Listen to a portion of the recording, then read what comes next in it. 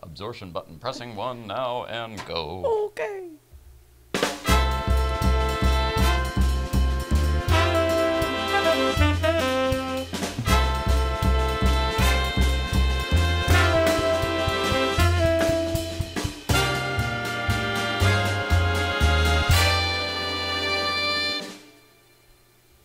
Yippers. Yeah. What is happening? Getting my hair not in my earphones. In my cans.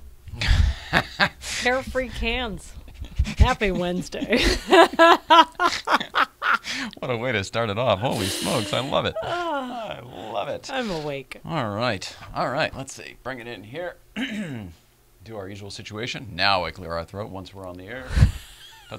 There was a movie. What was that? There was some movie. Oh, it's As Good as It Gets with Jack Nicholson. Every time he call Helen Hunt, or every time he'd answer the phone, I go right on the phone every time. Totally. Rude. Anyway, welcome back, everybody. Today is Wednesday, February 27th, 2019. My name is Jay Ryan. This is Nicole Ryan. We are the Ryans, and this is It's Tonight's Show. Yippee. There we go. Bring it in here a little bit. Our guest this evening is Nate Adams from Adam Carolla's Chassy Media. He's a director. He's a producer. I think he actually used to be an actor at one point, too. I don't know. Yeah. We'll ask him about that when he gets in here. But basically, he's the guy who runs all of the stuff that we like to watch over on Chassy Media there. So it's going to be fun to talk to him in a few minutes. Before that, Mrs. Ryan, how on earth are you doing today? I'm a little less exhausted than yesterday. You look fantastic. Thanks. Yep, you got the big hair today. Yeah, I washed it and I let it dry. It's so fancy. It's a big It looks day. nice. Thanks Looks so really much. nice. I appreciate it. Feeling a little bit better. Awesome. All right. Well, as far as if you recall where we left off yesterday with our feeds, etc., we have an orange curtain to go check in on, and we've got the East Coasters to check in on. Who would you like to check in on first? I would like to do East Coast, please. Check in with the East Coast feed. I should make a note about that, actually, since as of this morning, somehow one of us figured this thing out, and I believe, you can tell me, but I'm pretty sure we're fully connected, right? Oh, you're connected. Fully connected with Brooke Pisakish. CT. From Danbury, Danbury Chive. Anyway, that's all happening. So let's check in with them now. Awesome. Good job. Let's see. Go back east. Danbury Chive with Brooke and the Kazman. I believe we're still in Florida. Roll it hell. Mrs. Ryan, Brooke and the Kazman, and Uncle George. Uncle George, say hi. What'd I do? Uncle George, you know Uncle George, Dad's brother. We're sending the video to Jay and Nicole. Oh, you're the best. Thank you so much. Jay, yeah. So, Jay said hi. Jay, say hi. Uncle George says hi. And Nicole, his wife. Say hi. Nicole, too? There you go. Nicole, how are you? We're in Chili's. Right? Yeah. Westchester, sorry, where are we? Holy smokes. It's been a long week. Yeah, West Palm Beach. We're not even drinking it. We're just getting started. That's it. We're headed back home. It's been a nice 4 days. We got some. You what's that thing? We got tattoos today. That's new. That's gonna be great. Just remember, April 4th. 2020. That's all you need to remember. South Carolina, it's a quick flight. Be there. We'll show you them there, then. Well, we'll show you before that. Oh, right. We're going to come visit before that. All right? Love you guys. Bye. Say bye, bro. Bye, bro. There you go. Bye, guys. Jeez Louise. My gut is get your shit together, but there was so much nice stuff that was communicated there that I feel like get your shit together is not the proper response. Maybe not, but I have can I ask a question? Please. Did you say 2012? 20. Oh, okay, so next year. All right, Yeah, I well, did that the same clarifies that. Well, but more on the line. All right. More specifically, they got tattoos. Mm-hmm. I'm assuming they're probably some sort of matching tattoos.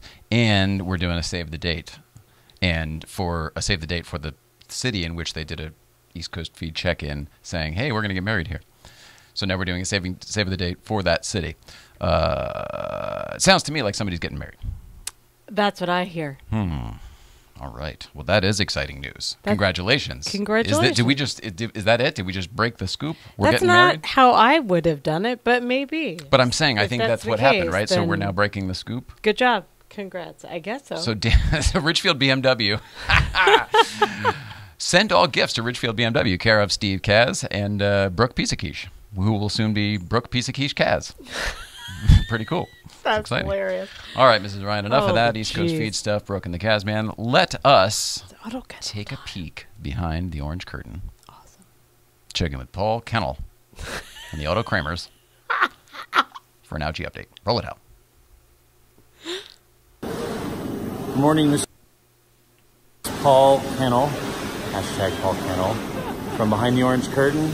Tortuga status update. We are really, really close. I'm getting excited.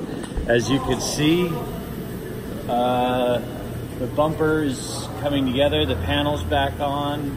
This little bumper piece that was kind of jacked up is back on. The deck lid, obviously. But if we come over here, they re-chromed those parts. And here's the skid plate. It got broken right here. Just snapped by the impact, and looks like they fixed that up. So, excited. Can't wait to have my car back. Hoping maybe this week before the Lit Show weekend and all the activities. And just a reminder again, this Friday, open house, free pizza, drinks, hang out with Porsche people.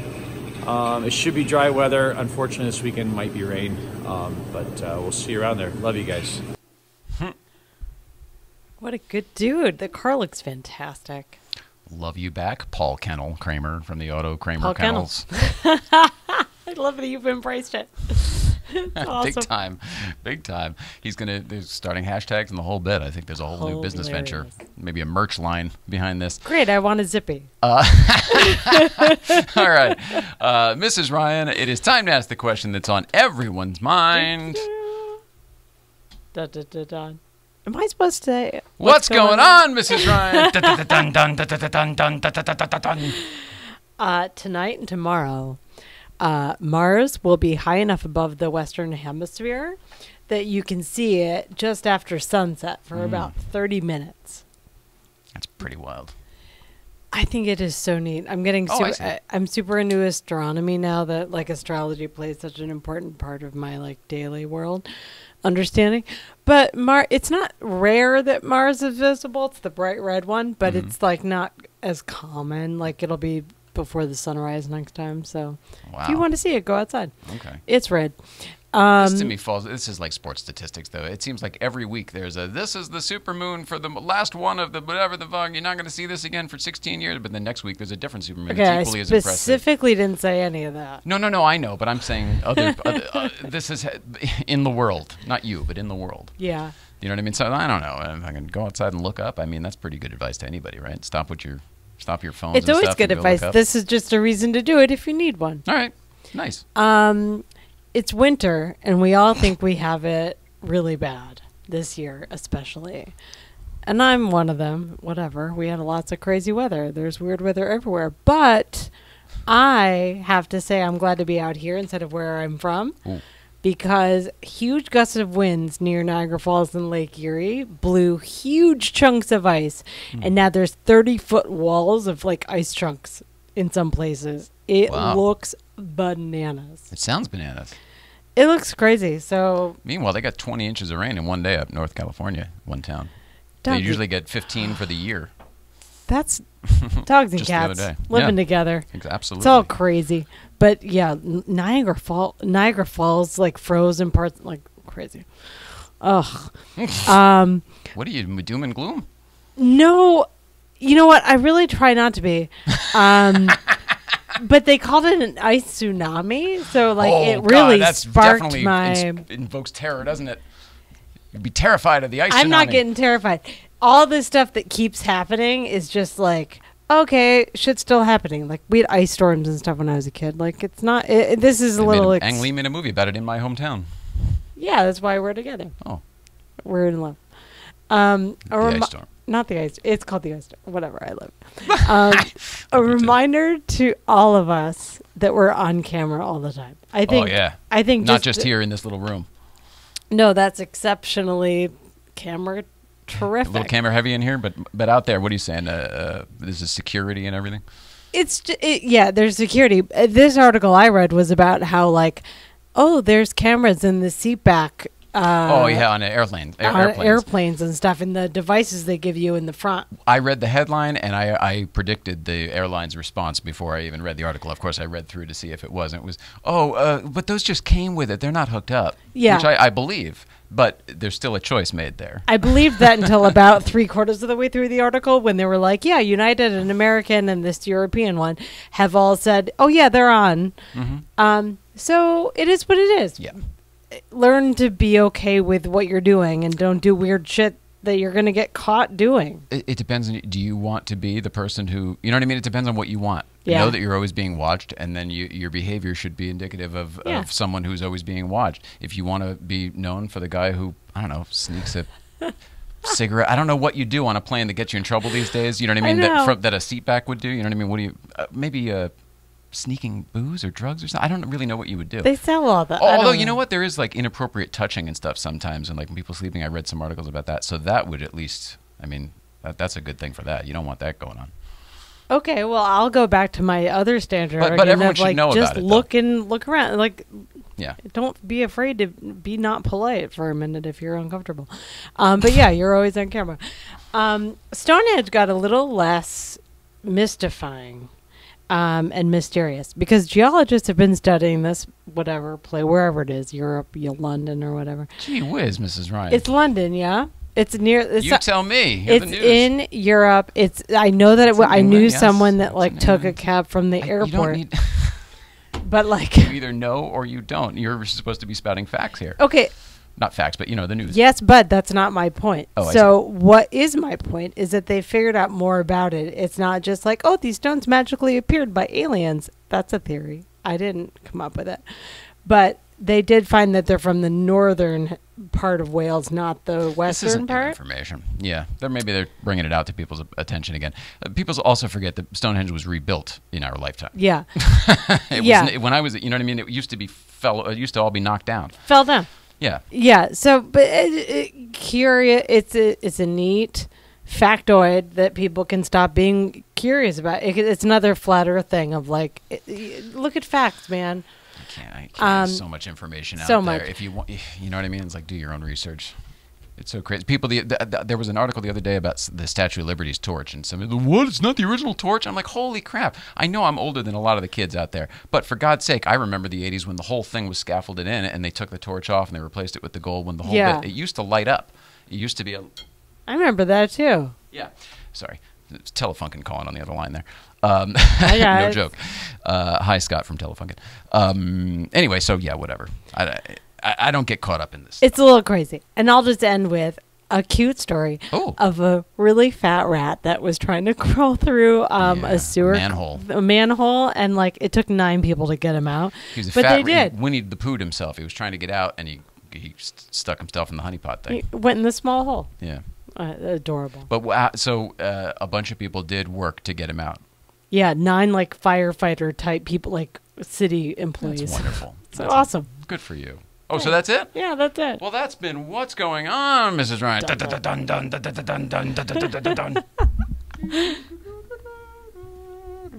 There you go. All right, good job.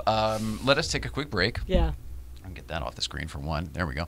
Take a quick break and get our guest, Nate Adams, in here, for God's sake. There's a million things to talk to him about in typical fashion. We started to lay it out in the green room, living room ahead of time, and it's kind of like, we should probably go into the studio and record some of this stuff.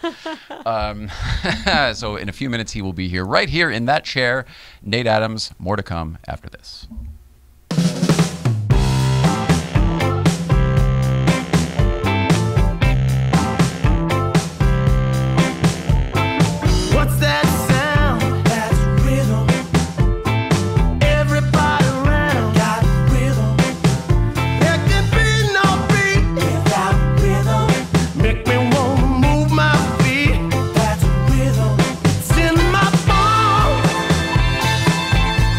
Anytime I'm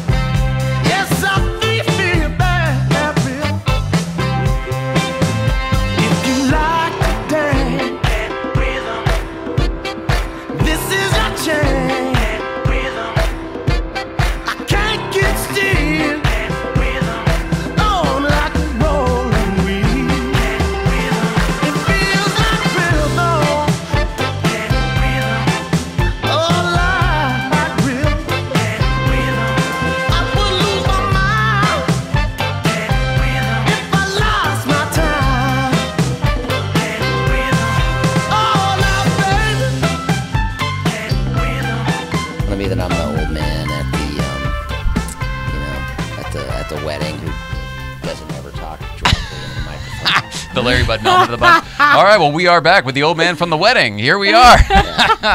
Sitting here with Nate Adams. And I'm pretty excited about it. How the hell are you, man? I'm good. I'm good. How's it going? It's going great. Mrs. Ryan and I have been looking forward to this for a lot of reasons. One, we're kind of starting to do something that you guys do very successfully. So I'm excited to have you here for that reason. Also, to talk about everything that you do that I don't know about. I know about the documentaries. I want to talk about that stuff. I want to talk about everything you're comfortable with talking about with Chassy. And then I kind of want to get to know you a little bit, if that's all right. Okay, good. I thought this might turn into a weird situation where, I've had couples come in and say, hey, we want to talk to you about something. Oh, and then gosh. Go, oh, wait, this is awkward. It's an intervention, or we need you to be our therapist? Or Yeah, could be all kinds of weird stuff. Yeah, I get that too. Right? You're polite, at least you asked. Exactly. So, I'm glad that we're just going to, just have a regular conversation. Well, some people don't really know what to make of what we do because it's not really a typical podcast. It's certainly not an old school talk show, although that is kind of the direction we're leaning into because of, what we have here and certainly my interests. Super cool. But what about you? Where did you start? I know what you do today, but I looked you up on IMDb to see some of your producing credits, and you used to be an actor as well. So what the hell made you get into this world? 100,000 years ago. Yeah, so I grew up in Montana in a super, from like 0 to 6, I grew up in a town of about maybe 800 to 1,000 people. So it was super tiny. Very, humble, to say the least, upbringing. Very, we were definitely poor people. Mm-hmm. Dad was a mechanic, 6 kids in my family. Well, 5 kids at that time. One more later. But, mom didn't work. So, we struggled. Moved to a little bigger city, Havre. The first city was Malta.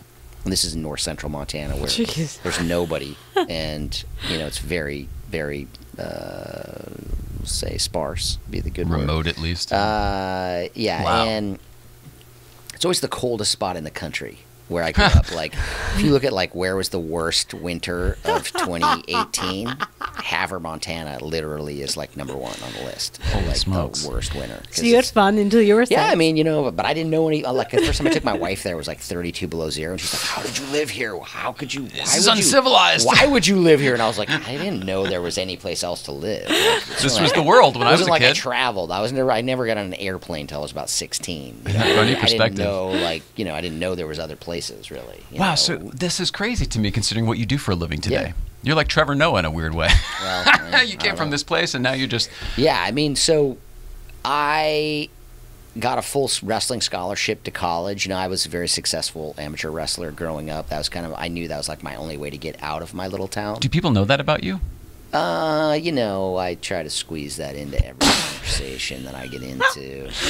When I was a high school wrestler, people make fun of me because I was Where's the weight room? I was a 3-time high school. I was a 3-time high school state champion. So, whoa, you were legitimately good. Yeah, I was a good, solid, really good high school wrestler. And I wrestled on a NAIA national championship team in college and blew my knee out in Montana. Okay. But we were national champions when I was there. I mean, there was a very good team and very good group of guys who could compete with the NCAA guys, and a lot of guys on our teams had been kicked out of the NCAAs for various. Our coach called them hired thugs. It's a very fun story. That one, like Jeff Galuli's type. One day I would like to write about these guys I wrestled with in college because they were really fun guys. Please do. But I'm just trying to think of the assailants, and I'm thinking of the Tanya Harding thing. These guys. You're not talking about that route. No, I mean, they all could have been that guy. There's a lot of the guys on my college team who very easily could have been that guy. They were their own kind of hired thugs, though. We called them hired thugs because most of them had been kicked out of the NCAAs for beating up their coach or peeing in the trail mix at the grocery store, smoking pot on the bus. Literally, these things were had happened. In need of an attitude adjustment. Yeah, I mean, and so they came to our team and they were a little rough around the edges, we'll say. So we had a lot of really fun experiences. Wow. But I was already doing stand-up comedy and plays when I was in college. So did you do comedy? Were you a stand-up too? I didn't know that. I never tell anyone that, and I never tell Adam that because I just don't want to deal with Adam. But Yeah, I did it all around my state. I had a show every week. You know, I mean, I have videotapes of it, but it's the worst. In Montana? Oh, man. Yeah. But is it also secretly the greatest? Oh, no, it's horrible. Oh, it's all bad. Oh, it's terrible. Some of it's like rehash. I mean, there's some of it that's original stuff that's semi-funny. And then there's some of it's that literally like rehash jokes that I personalized from joke books. I mean, literally what an 18-year-old would do to make up their own stand-up routine. I mean... Yeah, I do know. As a matter of fact, take a look up at the monitor there, and I'll just show you me when I was a kid in high school. That's yeah, right. You know what kids will do. I should have brought you the VHS tape of me with one of those.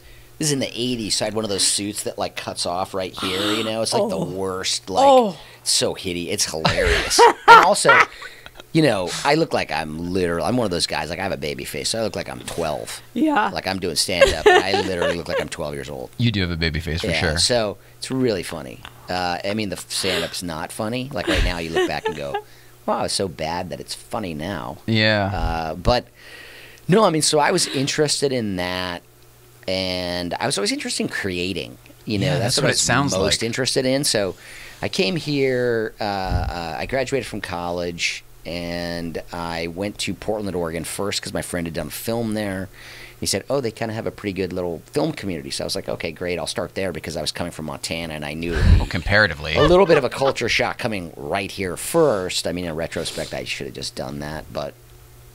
Went to Portland for a couple of years. Got a lead in a film. Did a few little student-y type things, and you know, then I just moved here and started working fairly regularly. I made a living as an actor for about 4 years.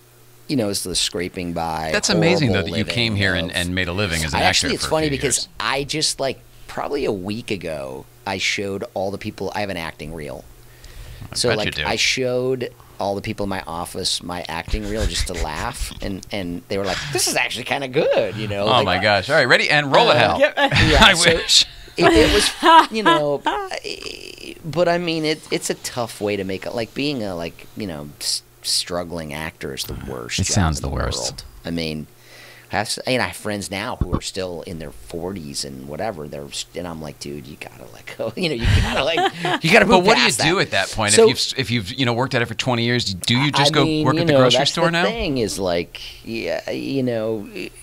It's kind of like you die trying, right? Like you're so committed to this that you Kind just of, die trying. and I do have friends that are going to die trying. I just look at it and I go, you know, there's ways to do it where you can make a living being creative and still keep doing that, you know, if that's your dream. Okay. But you got to find a way to live like a human being. You don't want to live in a studio apartment in, you know, North Hollywood when you're 45 years old and eat top ramen still. You know, you just don't want to do Doing that. sets for $15, yeah. Hopefully you don't want to do that. Right. You know. And this is the life. Maybe you do. But, I mean, my hat's off to those guys. And I know personally, you know, Adam talked about this in his stand-up thing where, you know, we did Adam's stand-up special, Not Taco Bell material. It's out now and coming out now, right? It's both? It's available now for pre-order on iTunes and our site, which is chassy.com, chassy.com. Oh, we're going to talk all about that, mister. Yeah. And you know, it comes out March 5th. But it's the funny part of it is Adam goes through his whole Social Security statement, you know, of this is how much money I made each year, and he shows it.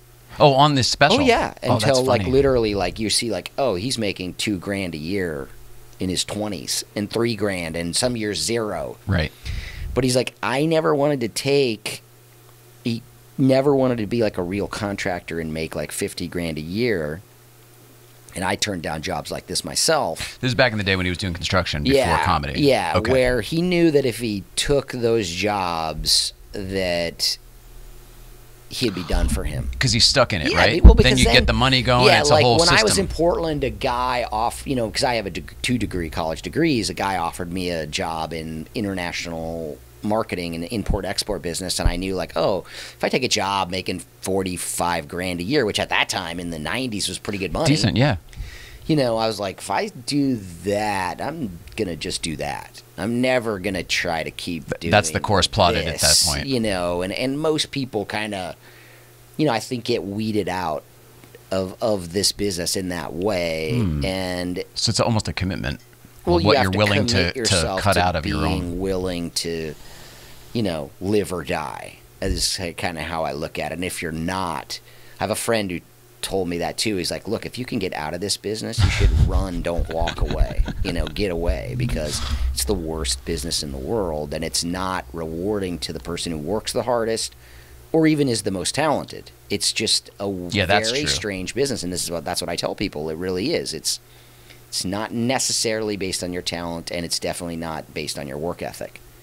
You know, because work ethic wise, from my background of like working on ranches and wrestling, there's no human being I cannot outwork. That's what I was going to say. Just But a fact. you and Adam together probably are a good team in that That's why regard. Adam likes me, is because I can outwork anyone, and I will. Like, that's just how I am. I take on a lot of responsibility. If there's a mistake on my whole team, I take responsibility for it, even if it's not my fault. Absolutely.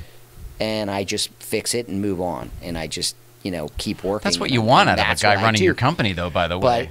But there's so many people who, like, even all the people that work for me, everybody's just, oh, no, it's not me. It's just, you know, it's like, really just blame game. Just own what you did and move forward, and tell me how you're not going to do it again. Your stock rises so much if you do that, for me anyway. I would imagine with you as well. Somebody just owns up, hey, but listen, also I if you fucked this don't thing do up it over again. here. I mean, to me, it's You're like, right. You know, it's like combination. the dog that poops on the floor that then poops on the floor the next day. It's like, okay, nothing really happened here with fixing that, you know? And then you have to make adjustments. But it really, like, it's like an amends. Like, some people say sorry, and then they move on. They do the same thing again. They say sorry again. If you say sorry and you don't change the behavior, it's not really an amends or an apology or anything. I agree fully. It's just a way to move. It's just a way to pacify someone until you get you out of the moment again. Is all it is. Yeah. Yeah. It's empty. And so if it I'll doesn't just go on affect your record and say it's a skill that some of us learned in college. You're shedding it. Working really hard. I don't understand the whole thing. I mean, yeah, rough. you take responsibility and the whole thing goes away, and then we all move on in a better machine. Yeah. Yeah.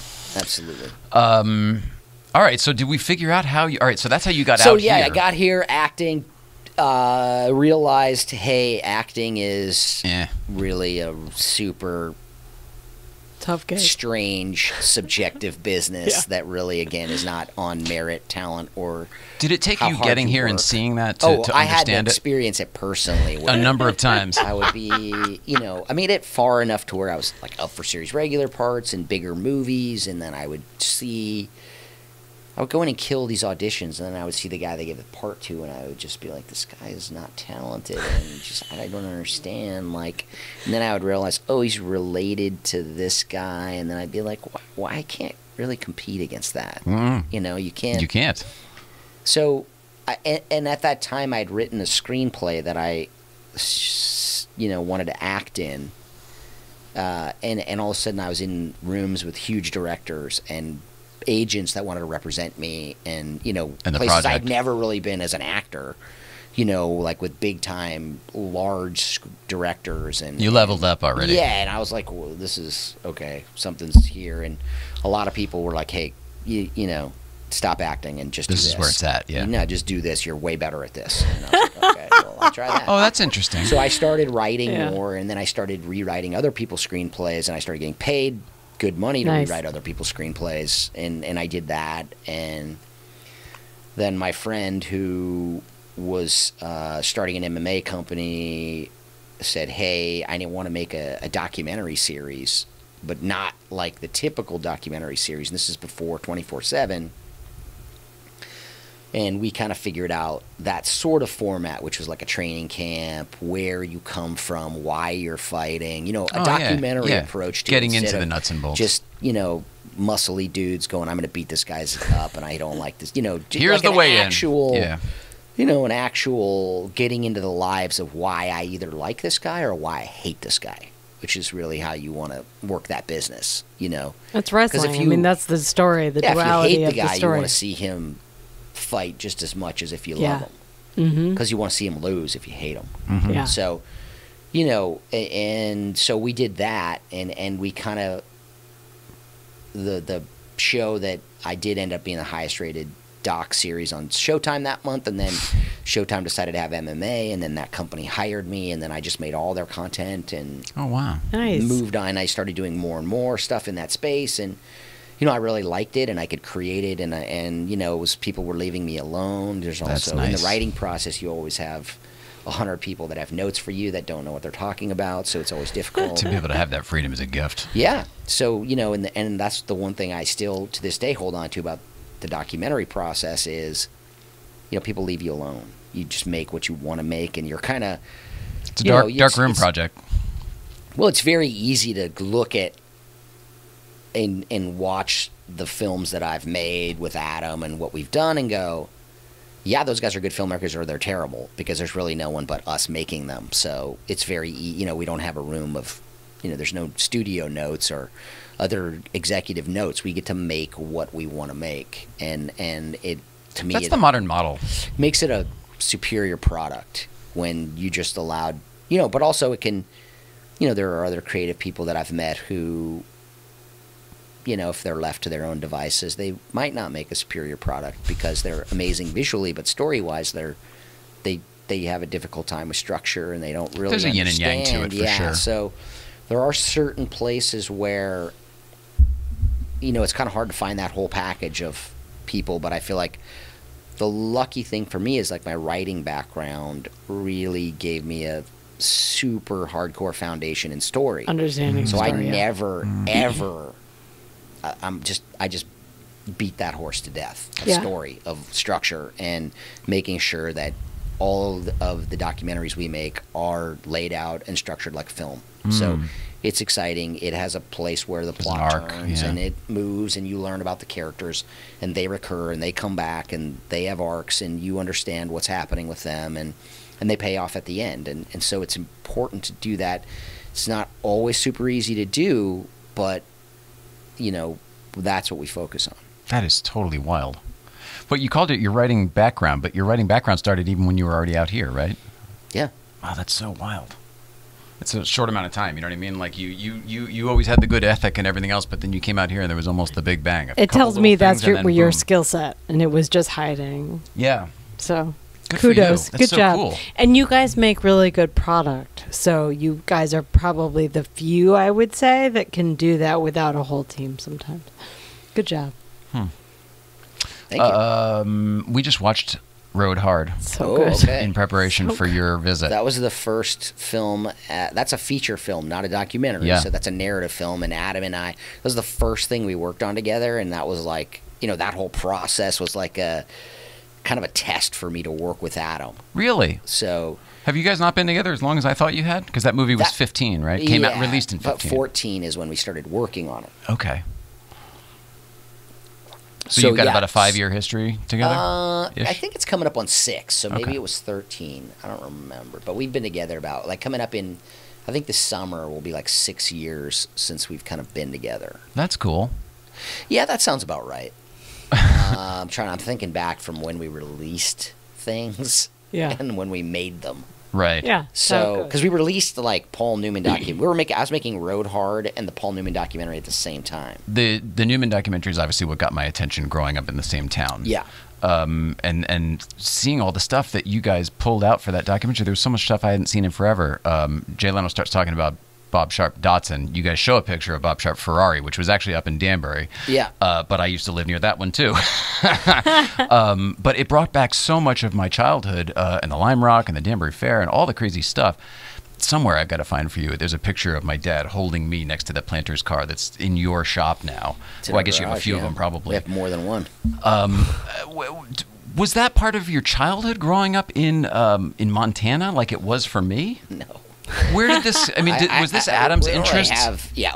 Adam, yeah, I mean, for me, like, the closest thing I ever grew up doing, is in the automotive space. My dad is a mechanic, was a mechanic. He You passed mentioned away, that, but yeah. He's a mechanic, but, like, the closest thing That we doesn't ever make you did into is, cars. My oldest brother loves fixing and driving in demolition derby cars. Really? Oh, yeah. But that's a big deal where I live. We don't have races, per Right. se.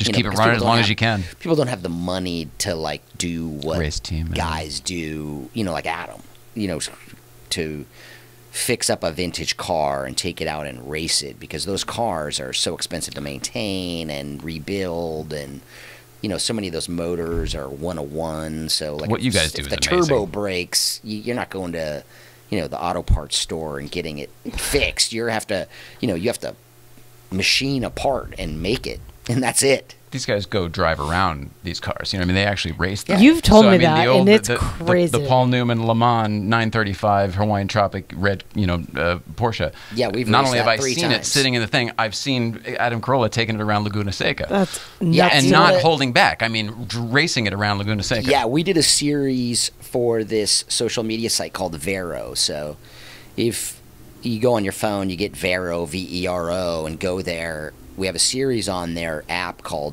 Going Racing with Adam Carolla, and you can watch these little mini episodes of us racing that car at Goodwood. We raced it. Well, we're going to put them out on our own channel on Pluto TV, but we raced it at Rensport, and then we raced on Vero. We raced. We did the historics. We have 3 different series we did.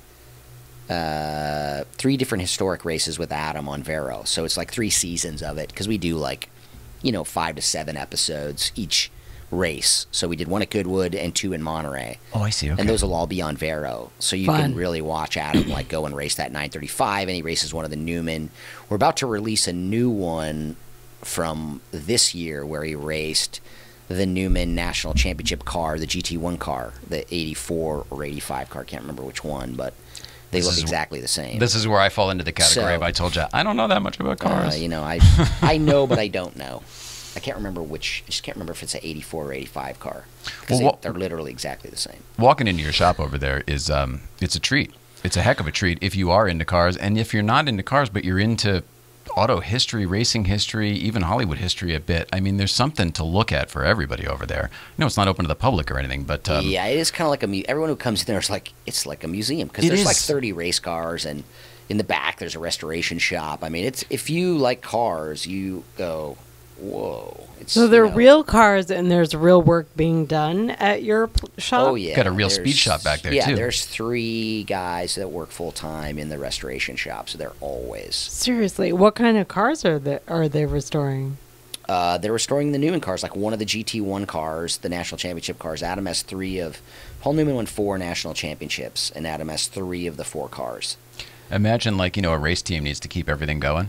Yeah. Okay, well, the race team, whatever, it may not exist anymore, but these cars still do. So they need a race team to keep them all going. You know what I mean? Yeah. Yeah. It's pretty wild. That's pretty wild. They're always restoring cars, too, like the 935 that Paul Newman won Le Mans in that we raced. Paul Newman won his class and took a true second at Le Mans in 1979, and we have that Porsche 935. So... the livery at Le Mans, livery is like what color the car is and what's on it, is Hawaiian Tropic. It's red. It's kind of very easy to remember. So that car... Adam's right. Yep, that car has another livery, which is very, very famous, which is the Apple livery. And Apple only sponsored 2 race cars. So Apple the computer? Apple It computers. literally said Apple computers on Yep. it. Oh, the rainbow. Yeah. Yep. So we're building a duplicate car out of a 911. I'm so glad that to hear you has saying that this. livery I'm so glad to hear you say that this. Adam will race. The rainbow livery? Yeah, the Apple car. Whoa. So in real life, this is the same car. It just was at different times. It was painted different ways. Uh-huh. You know what Oh, I mean? cool. Yeah. That'll be fun. Let me see which one you have. Yes, that is the one. And so we'll have 2 935s that will race. And it will, and Adam is going to be like the Newman 935. That car was a $5 million car when he bought it. It's probably worth 8 to 10 now, because the watch just made it go way up when Newman's watch sold for $17 million. And the Apple car, if he wrecks that, he's not going to be as worried about it. So but the Newman car, he always is worried that he's going to wreck it. It's the Newman car. That's why you go to Laguna Seca. Plenty of runoff. Well, yeah, he did spin it. And when we were at Rensport this year, did a 360 on the track in that car. It's the first time he's ever done that. Oh, did you really? Oh yeah, he filmed it. It's great. I mean, it was like, zzz, oh my gosh. He got scared for a second. He was like, where was no. it? In one of the hairpins, or? I don't remember. Yeah, it wasn't the corkscrew. It was just in one of the turns. I don't remember. That's so wild. Yeah, I mean, it's the first time. I mean, he's a really controlled driver. Adam's a good driver. Yeah, I agree with that. So it's. But when it happened, it's just that quick. You don't even know it just boom, you're spinning. Yeah. And when you're on the edge, especially, I would imagine. A car like that, my God. Well, and that car is so powerful and so, it's a fast car, so. I would imagine so. You spoke a little bit about Pluto TV before. Yes. When I first met you, I think it was relatively new. Now we have the Pluto TV app on our Apple TV. We're able to watch it wherever. It's super, super cool. It's free. Yes. The content on there is stuff I haven't even seen other places. So I'm into it. Can you tell us more about it and where it's going and what your Pluto TV feel is fantastic. We loved it from the beginning. They were kind and gracious enough for us. We have the automotive channel on there. We're on 501 on Pluto TV, and it's all car docs and car series and content that we've curated and acquired. So the stuff you've produced is on there, but there's a lot of other stuff that you've acquired. We can only produce so much. So, we have to acquire other content that we like that's, automotive. And it's all... we make a little bit fun of, we're not the guys who like the tattooed, bearded guys who throw wrenches at each other and fix up muscle cars. Let's get the bike done. Yeah, that's not really our wheelhouse. Fantastic. So we it's an old model anyway. Sort of stay away from those type of shows. It's an old model. And our shows are a little more of the thinking man's car guy stuff, where... I have docs from England and docs from Italy, and, you just get to learn about a bunch of different cars and different perspectives and series, places in history, and, it's just, there's just more variety there, and I like Pluto TV because, A, it's free. Yeah. So, you do have to watch ads, but there's not that many, and they don't play the same ad over and over and over again. I was going to say, they also go by. Yeah. It's like 2 or 3 instead of 6 or 7 for a regular. Exactly. And the other thing is, you can binge watch stuff. So if you find something you like, you can watch the whole series, individually, and... They have a live channel that works like an old DirecTV, is what I would tell people. So is the Pluto also on demand then? Yeah, you can go there. I didn't even realize that. Yeah, you can on demand watch the other things that you like. I didn't even realize that. So if you find a doc or something you want to watch, you can go on demand it. Wow, that's super cool. No, it's great. Or if I just come into your thing and it's halfway over or whatever. Yeah, exactly. Boom. So if you see part of, one of our docs, that's cool. Then you can go watch the rest. Cool. Are you looking for content? Yes, we're always looking for content, especially now. Well, what does that mean, especially now? Well, now that the channel has grown so much, we're over 2 million views a month now. We're really growing, and we're just... So it was a model at first, and basically it's working now, so you're going to dump more into it. Now it's working very well. We've acquired a bunch more content. We're going to put this series that we make with Adam, Going Racing, we're going to put those in longer form. It's on Vero right now? Yeah. We're going to put that on our channel also. We're going to start making more content for it. Cool. We're going to really start pumping it out. You're already a production company, but you're getting more into active production. We're getting bigger. We're having a lot more...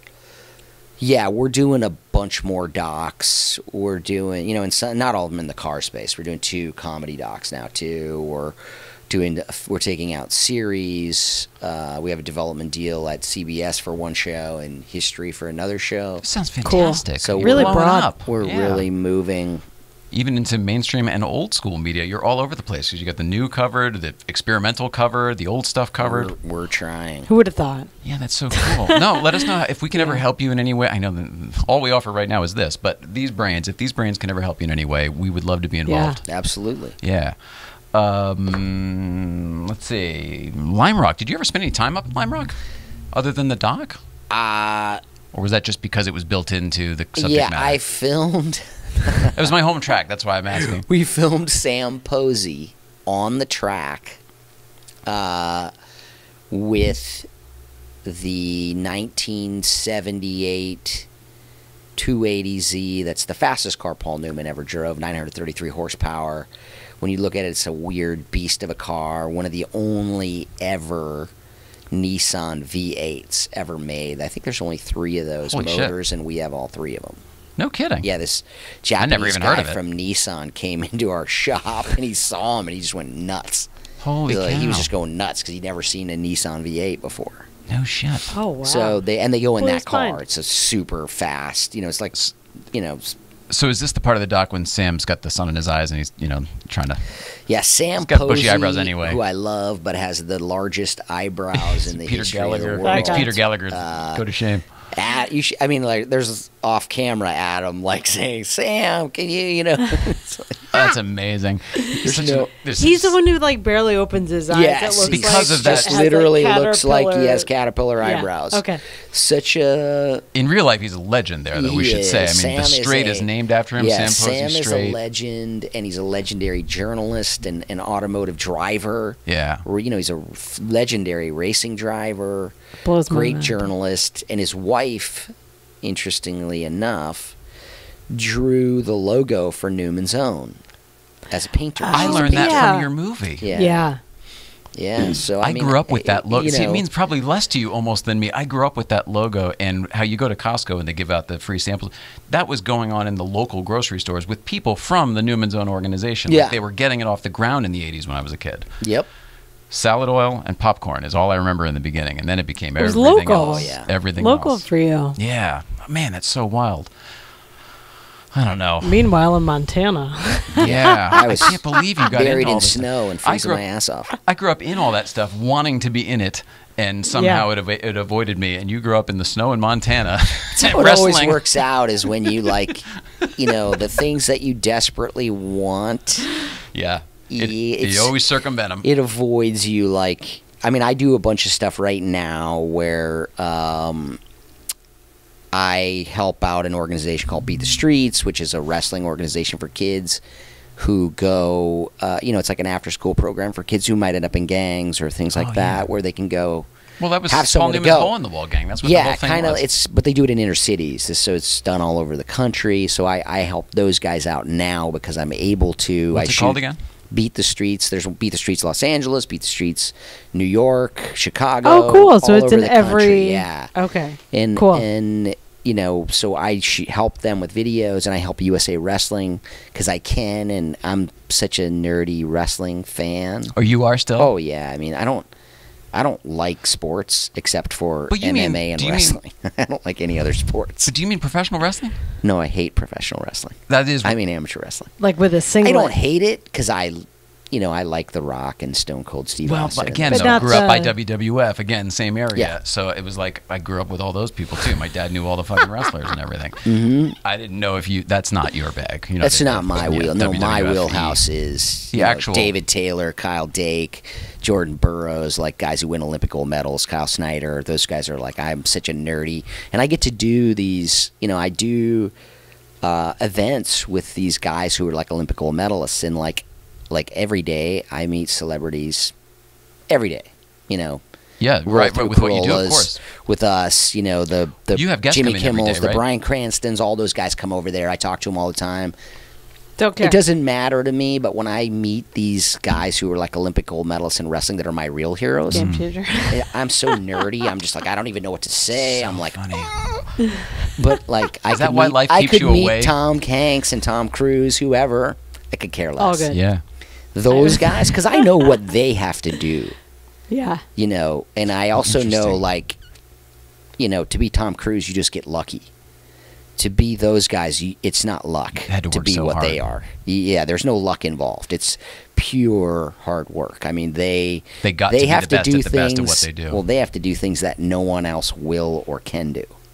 Like what? Don't just eat on the way Wednesdays. they train. Oh yeah, how they train and what Their they disciplines. do. Yeah, it's extraordinary. So to me, I completely understand that, and I go, Well, that wrestling, you guys have weight classes and shit, right? Yeah. That's okay. So you have to Is it Roman Greco? What do you There's call Greco-Roman and freestyle. Okay. Yeah, so Greco-Roman you have to is all upper starve body. yourself to make weight sometimes, and then bulk up as fast as you can to be the highest in that weight class before the competition. It's like a really physical.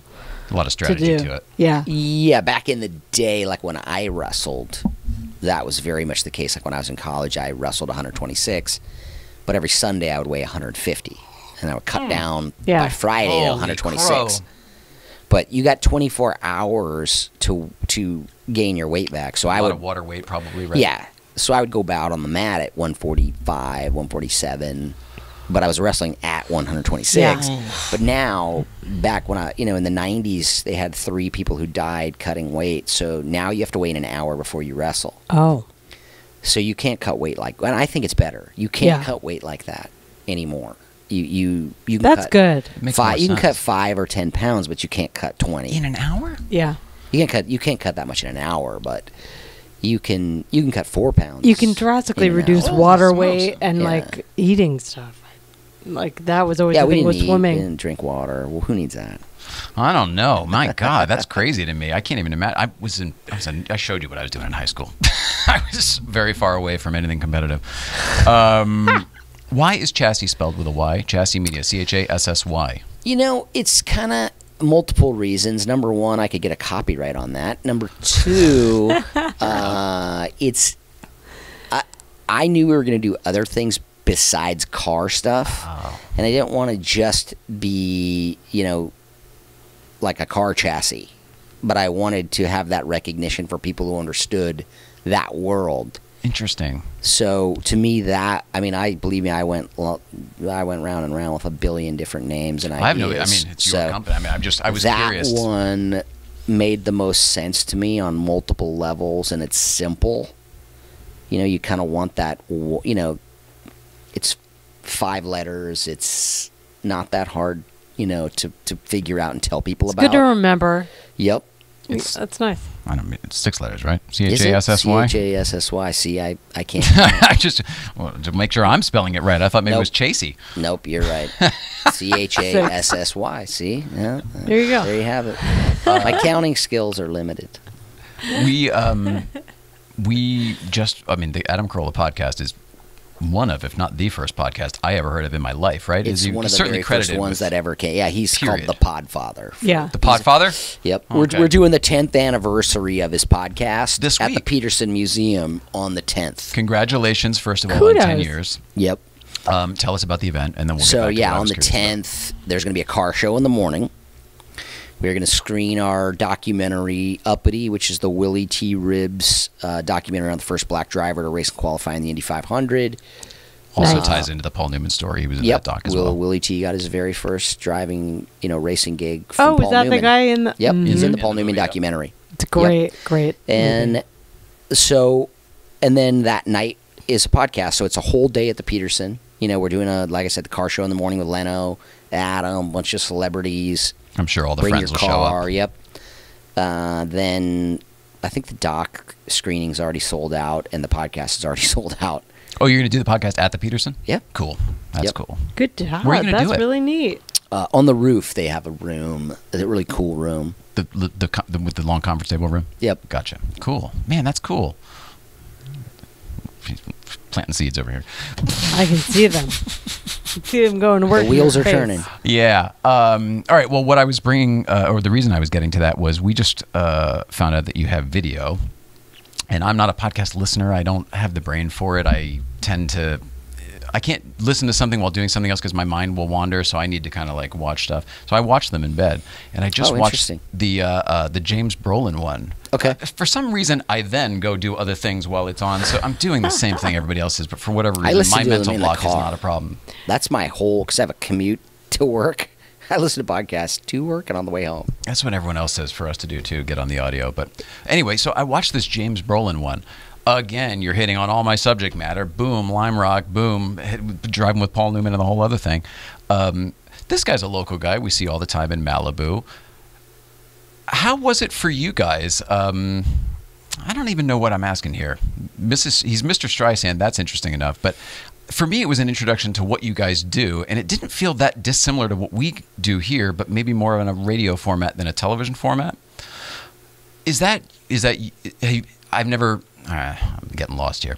This is all new to me. Has your format always been that way? Have you grown over the years? Do you mean where they film the podcast? And just the format of the show itself. It seems to me like almost like Adam's old radio show. Just to sort of clarify, I don't produce the podcast. I don't do anything with the podcast. I'm sorry, I didn't realize that. No, that's okay. I know all about it. I only do, I do the movies, I do the docs, I do anything on a higher level video. I didn't realize that. Or film.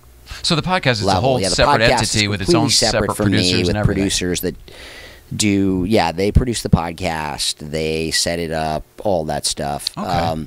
I'm sorry, I wouldn't have even gone down that line if I realized No, that's okay. I could explain it. Adam has a separate room, kind of like this one, where, he has cameras in place to film it, but he doesn't really, I think there's a better way to, I think they could do more with the filming that they have. It's just stationary cameras that somebody kind of live switches while the show's going on, and then they'll throw it on their YouTube channel.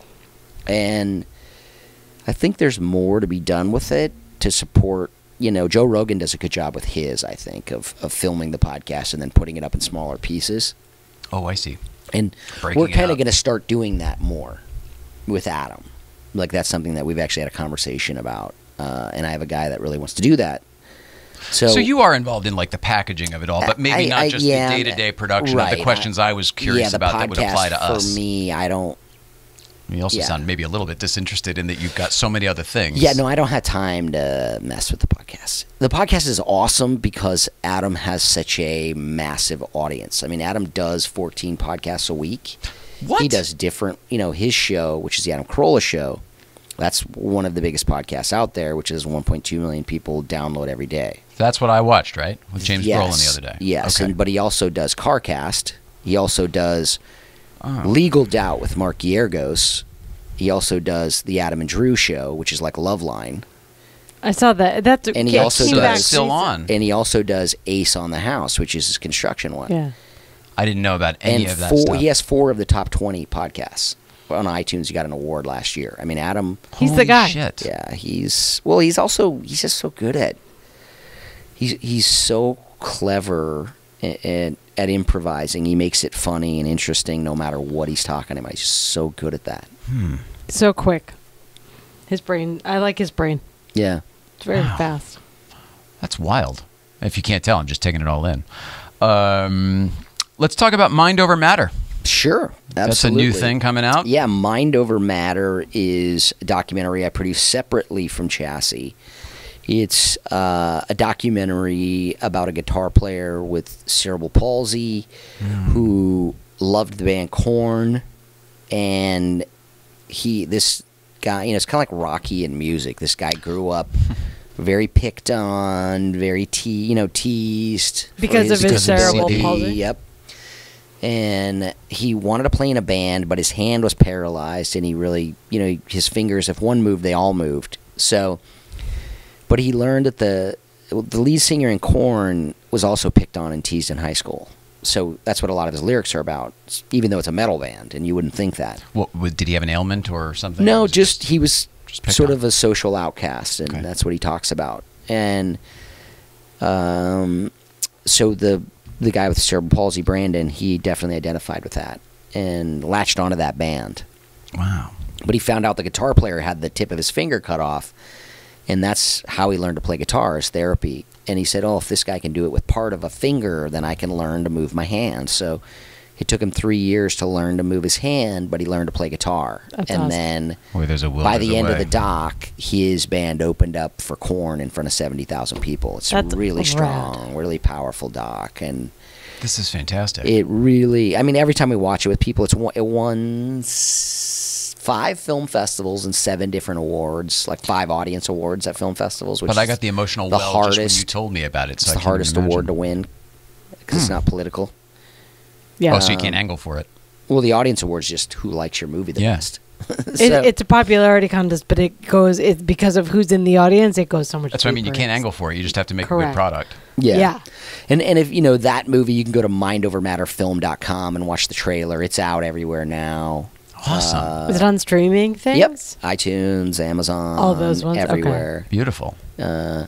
And it's a really fun doc. I really enjoyed it, and for me it was. Is it as emotional as it sounds? Because I welled up a little bit. Yes, it's very emotional. I still tear up when I watch it. Everyone I see who watches it starts crying. We were at K-Rock, all the people, all Kevin and Bean and all those guys, they were like, oh, we all cried. I mean, yeah, that's what I was going to ask. Are you a sensitive person? Because as a storyteller and the stuff you have to do. I think you have to be, in a way. Like, I'm not. If I was ultra sensitive, then I couldn't work with Adam. So, or anyone like him in this movie. Sure. As a filmmaker or as a storyteller, if you're not sensitive, you can't tell a good story because you have no empathy. Yeah, I agree. You don't know where the feels are. You don't have that. Yeah, I mean, and that's like, I think that's a good yin and yang with Adam and I, because sometimes like feels are things that go over Adam's head because that's not really what he's wired for. He's a very good storyteller, and the good thing about Adam and I as a team is we do have very eerily similar taste. Really? So we don't argue a lot about what's going on. Is it because you both kind of use your feelings? You know what the right thing is? Right. We both have a really sort of rooted... Adam's... I call it just sort of a common sense.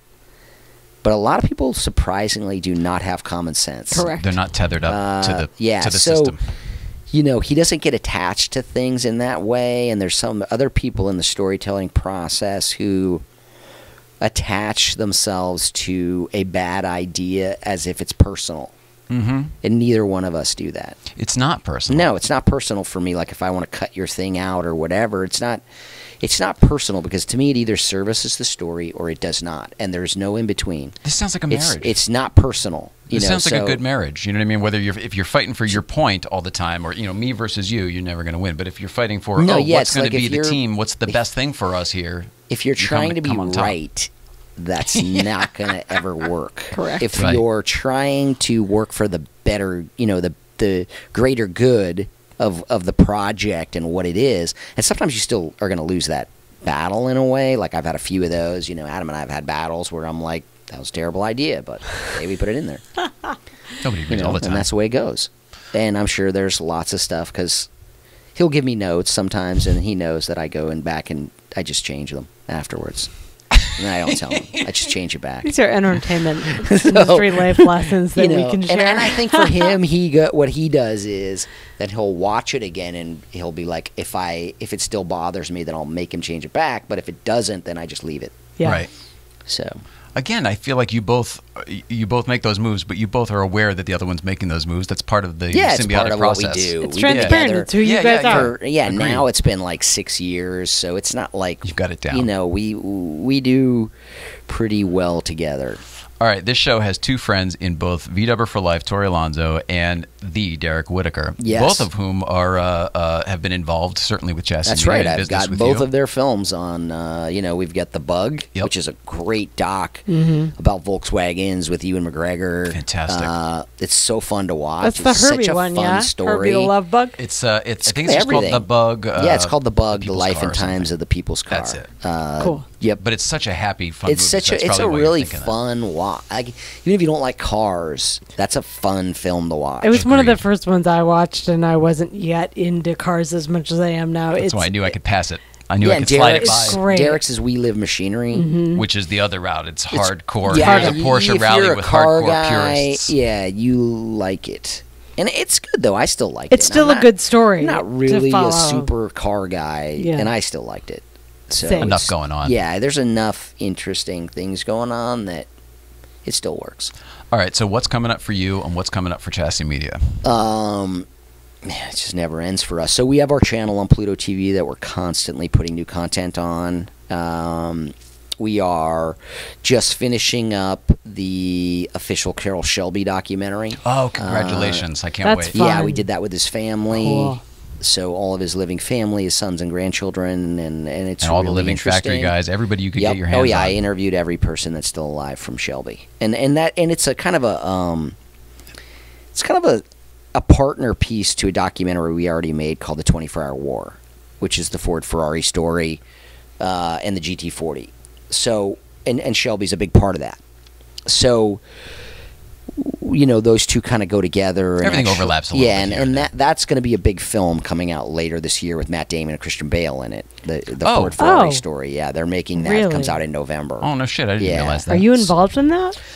No, that's one of those Hollywood stories where Okay. literally we made the foundation for the Right. movie, and then they just took it and made a movie out of Yeah. it because, you know, that's what It's a great story. That's what It's happens. a great story. Good job. Happy to not get paid to make content Hey, for man. Hollywood. But, you know, Great that's the way it stories. goes. That's Yeah. what it's all about. Yeah. So, yeah, we have our Willie T. Ribs documentary. That's going to be coming out this year. Oh, is that not out yet? No. We have... Well, I saw portions of it at your place, but I guess you Yeah. were maybe still in the cut. We just haven't released it yet. It's been done. We haven't released I it. Some see. people are a little upset, but there's a bunch of bigger things happening with it in the background. Great. So So we just have to wait until those get ironed out. Is there anything you can say about when it will be out? I don't know yet. We're trying to work that out right Okay. now. Cool, then I'll It'll leave be it at out- that, but I'm stoked to hear more. 'cause Yeah, it'll be out later I this year. Learned about him in that movie we watched, and I was just taken with him. You're winning. Yeah, he's a lot of fun. Yeah. Willie T is he's an amazing character. He strikes me as no Awesome. bullshit. Yeah, he's really fun. So, yeah, we're doing that, and then we're, doing another season of our going racing with Adam Carolla, where we did at Rensport, which is the Porsche event. And That's you're gonna put probably that going on to all Pluto, come too. on Pluto. So we'll probably have about 8 episodes of going racing, like Super cool. half-hour episodes on And, Pluto that- TV coming out later this That's year. who races with him. It's him. But is someone in the car with him? No. Oh, I know your point. You're because he's not racing against 30 other drivers out there. He's doing vintage races and stuff Oh, like that. he's racing right? against 30 other drivers on a track in other vintage cars Holy from shit. his era. Like, that's what he does.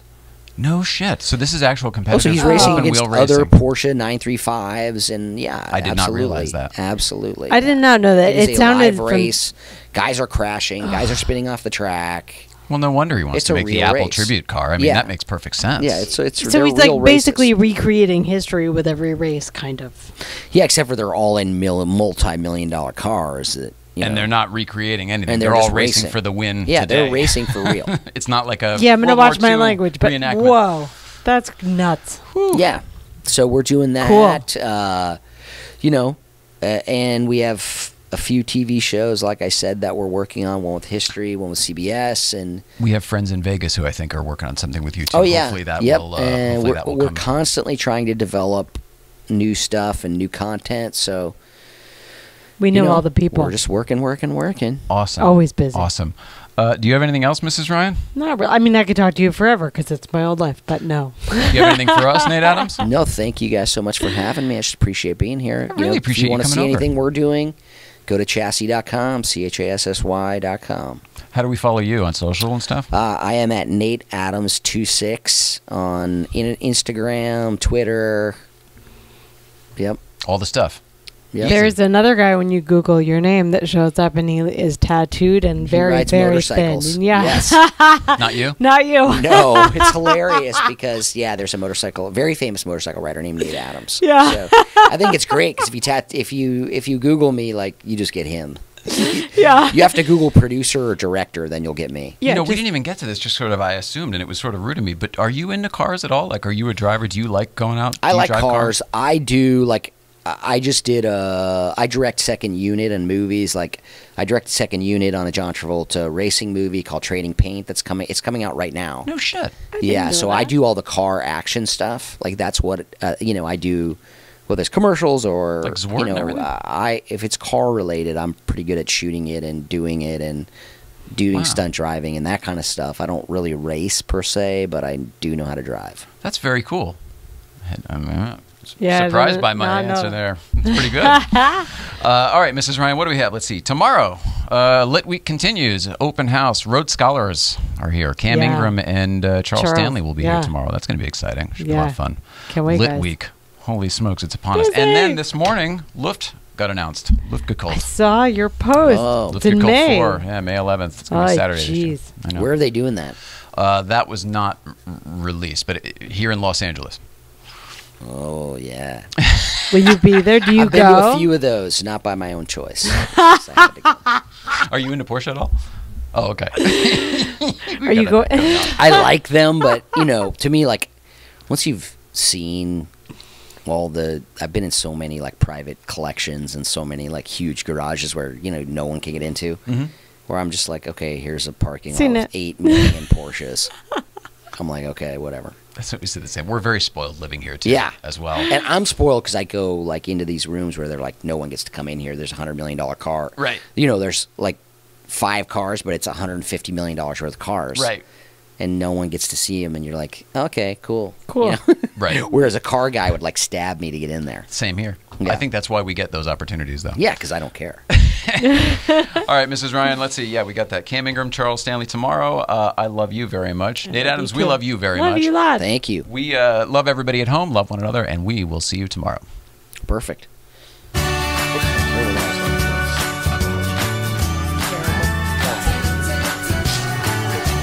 Perfect. Thanks. So, and then you guys put this on YouTube. Where do you guys put this? Yeah, let's go out tonight. Okay.